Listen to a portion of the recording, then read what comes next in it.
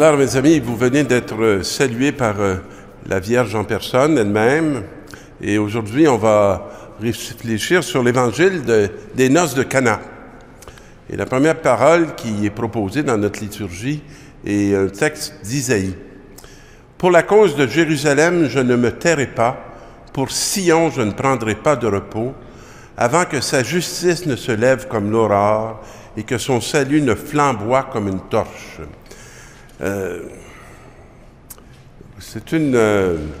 J'aime bien entendre qu'il ne prendra pas de repos. Parce que nous aussi, on est invités à ne pas prendre de repos avant que cette justice se lève. Et pour nous, ce n'est pas évident, la justice de Dieu, parce que ce qu'on connaît de plus, c'est la justice des hommes. Mais ça n'a pas beaucoup à faire avec la justice de Dieu. On va t'appeler d'un nom nouveau. Alors, on pourra voir dans Cana quel est le nom nouveau qui va surgir dans le début du texte. Et tu seras une couronne resplendissante entre les doigts du Seigneur.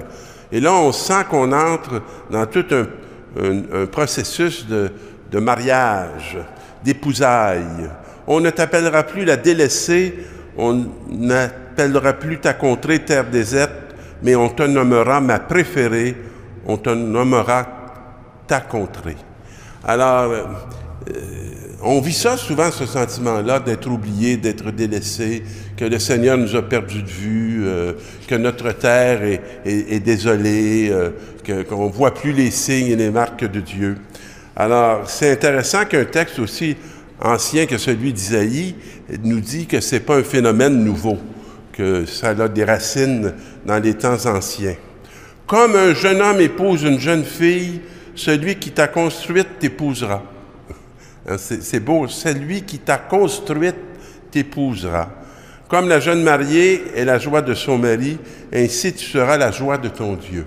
Alors, on a tous des éléments qui font vraiment partie de ce que je dirais d'une noce, la joie, le nom nouveau. Autrefois, vous vous rappelez, les dames qui prenaient le nom des époux.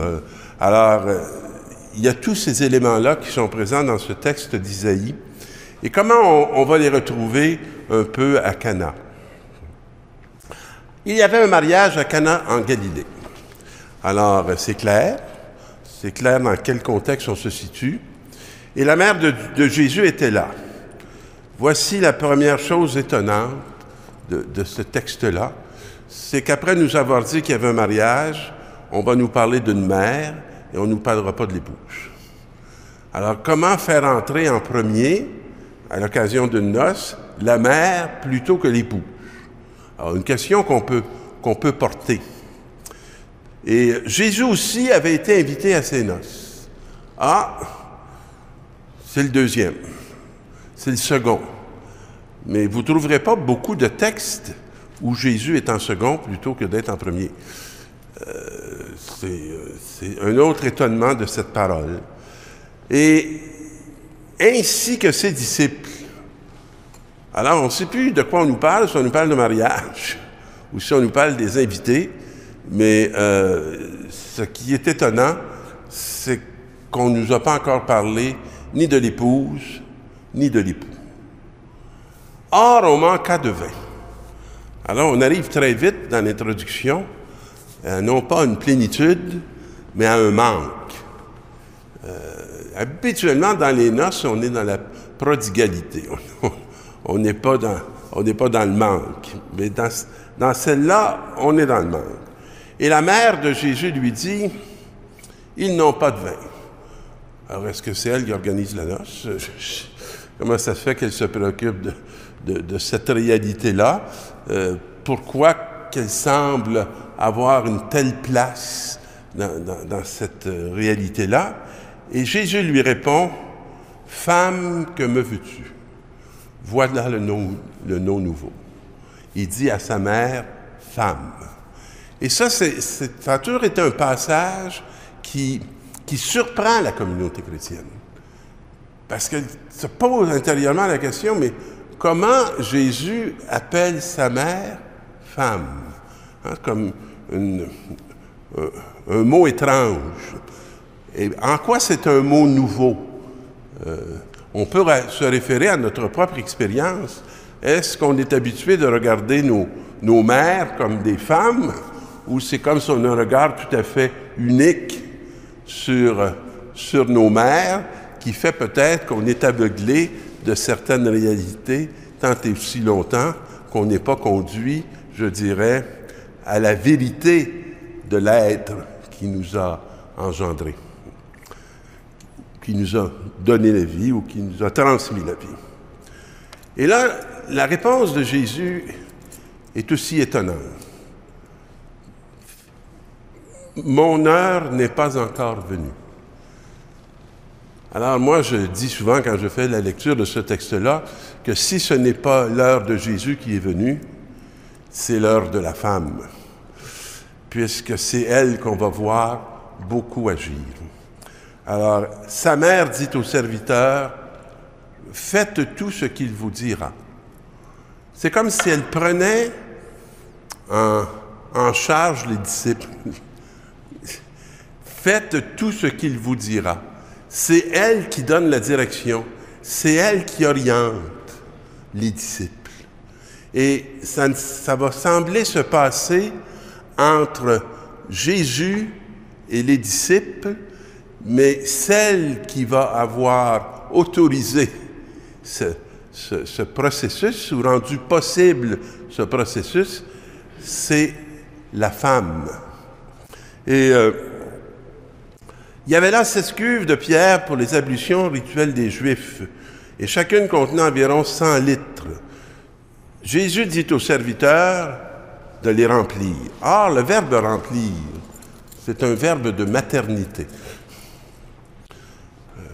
Une femme qui est pleine, hein, c'est ce qu'on dit, d'une femme enceinte. Elle est pleine de vie. Alors, les remplir jusqu'au bas. Maintenant, puisez et offrez au maître du repas. Et ils lui emportèrent un autre verbe de maternité, porter la vie. Porter la vie en soi. Le maître du repas goûte l'eau changée en vin. Il ne savait pas d'où venait ce vin. Mais les serviteurs le savaient parce qu'ils avaient puisé l'eau. Et ils s'étaient épuisés à l'offrir. Et alors le maître interpelle le marié et lui dit, première fois qu'on entend parler, « Tout le monde sert le bon vin en premier, et lorsque les gens ont bien bu, on apporte le moins bon.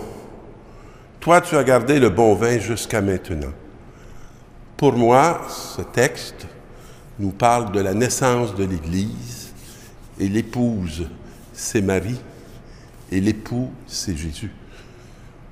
Et Marie a été la première à l'Annonciation lorsqu'elle a dit oui à Dieu. Et Jésus a été le second.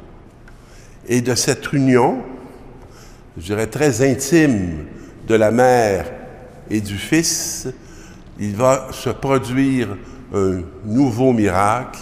C'est ses disciples qui commencent par être de simples invités, qui deviennent des serviteurs et qui vont terminer dans ce texte comme devenant des croyants. Tel fut le commencement des signes que Jésus accomplit. C'est à Cana en Galilée. Il manifesta sa gloire et ses disciples crurent en lui. Alors, ça serait intéressant, comme baptisé, qu'on se demande à quelle étape de vie spirituelle on est rendu. Est-ce qu'on est toujours de simples invités? Est-ce qu'on est devenu des serviteurs? Ou encore davantage, est-ce qu'on est des croyants pour proposer le vin nouveau qui donne la joie dans ce monde qui est en attente d'un royaume de justice? Bonne semaine, mes amis.